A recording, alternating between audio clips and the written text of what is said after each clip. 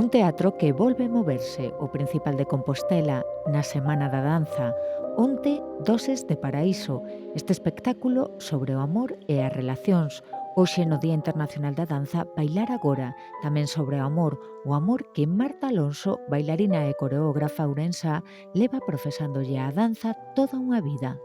Unha revisión da miña trayectoria en torno á danza,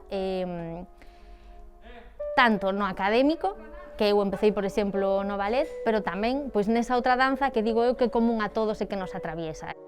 Atravésanos porque está no mundo, é tan antiga como o home mesmo, é linguaxe, enerxía, é sacrificio, é paixón.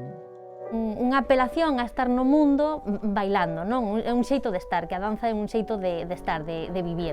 Está moi ligada a valores de xuventude, de forza e de determinadas cousas que non están sempre nos corpos. Nada que se queira facer de verdade se pode facer sen sacrificios, sen esforzo, e o mesmo pois acontece coa danza. Tamén a danza aconteceulle o que nos aconteceu a todos, parou na pandemia. Nun momento como este que vivimos a nivel social, atopeino todavía máis necesario. Como un chute de enerxía de queremos bailar, podemos bailar, sigamos bailando.